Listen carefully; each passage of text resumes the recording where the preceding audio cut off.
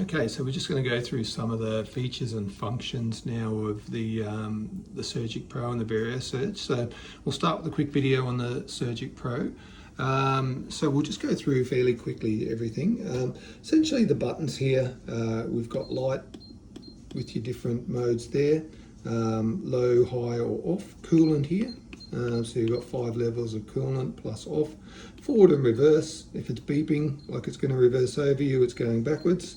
20-to-1 reduction here, or whatever gearing you're using. So 1-to-1, 1-to-2, 1-to-3 or 1-to-5, which are all speed increasing modes, or 20-to-1 for your implant handpiece. Should always line up with the number that's on your handpiece. So 20-to-1 should line up with 20-to-1 on here.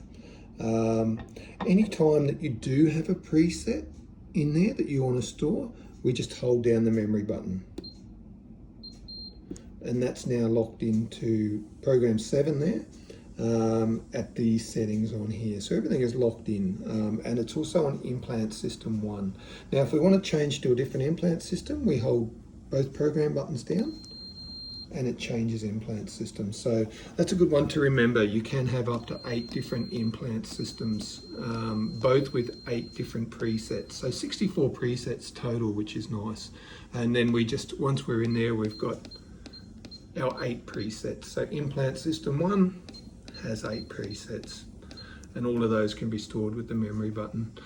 So we've got speed up and down here, we've got torque up and down, and we've got our program button. So that's the controls in a nutshell there. To pull the handpiece in and out, we just pull little red dot to the top, and it just pushes in. So we just line that up. I just didn't line that properly. Line that up and push in there. So our handpiece and our cord are all autoclavable. So what we need to be aware of is, I'll just take this off, is with this little holder here, should always stay with the motor. When it goes through the stereo room and all the processing and washer disinfector, that should stay with the handpiece all the time. So what I recommend is when you get it to the system, hang it up here on the hanger, and it means that at the end of the cycle you'll remember to take it off again. When you put the handpiece on, we just push it on, turn it until it clicks, and that lines up our optics for the fibre optics on the handpiece there. Now on the foot pedal here, when you do go to use the foot pedal, we've got the blue one here for irrigation. We've got the middle one there. If we hit that, we'll change over here. The middle one there, so I'm hitting the black button down there, is changing our programs. And then when we do the N1 note down there, we're going in reverse. So when we hear that beeping, we know that we're in reverse mode. So that's our settings on there. So we'll just take that off reverse. So next thing, we'll just go through quickly the calibration mode. Now calibration is only for the implant handpiece. So when we're doing before we do an implant, we should, before each case, I do recommend doing the calibration. So what we do is we just put our calibration burr into here. We just latch it in.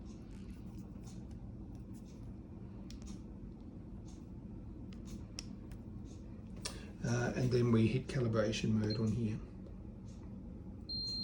We come up with a calibration screen, we hit calibration again. Now the burr is going to spin with no load. So we're setting up our no load preset.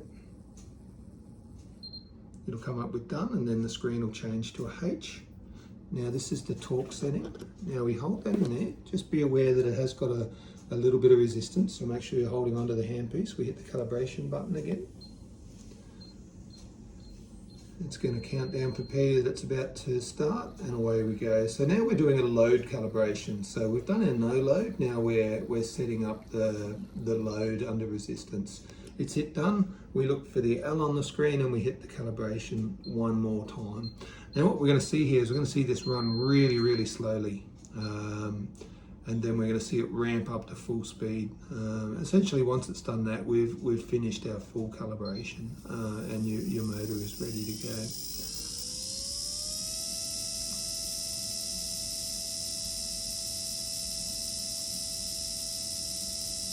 And that's it, we've done our calibration there, so that's that done, ready to go. Look, I didn't go through it, but power on the back here, the power cords, this power cord here just pushes in, and we just twist a little knurled nut on there to put on. And because we're using the Various Surge and the NSK here, we've got a linking cable here.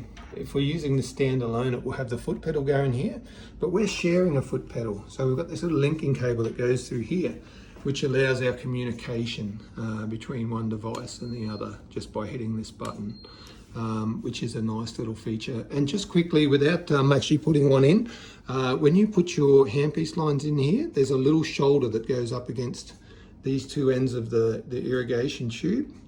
And then we just flick this little lever, it shuts the irrigation in. So that's just single-use NSK irrigation line, which come in a pack of 5. That's these little irrigation tubes here. Never ever force the mechanism. It should close very easily. Look, that pretty much covers it in a nutshell. Give me a call if you do have any problems. Okay, and just one more thing that I forgot to mention in the last video. This little adapter here. You've got a little adapter that clips on here. Now that's to be used with a little Y piece. And this comes in the kit. It's a little Y piece here, and it adapts the irrigation line into 2 parts. It's just got a little irrigation tube that goes down there through the head, and it can go down through a hollow drill. So if by chance you do need 2 irrigation lines, you can clip that on. And finally, the one other thing that's very important is after every case, use the adapter that comes with the handpiece, and just use Panaspray Plus. Put the adapter on, give it a good 2-second blast of oil before it even goes to the stereo room, or once it gets immediately when it gets into the stereo room for processing. Do that just to make sure that any sort of blood or any buildup that might be in the head of the handpiece is flushed clean before you even go through the sterilizing process. After that, you need to follow then the standard processing and lubrication process as you normally would. Thank you.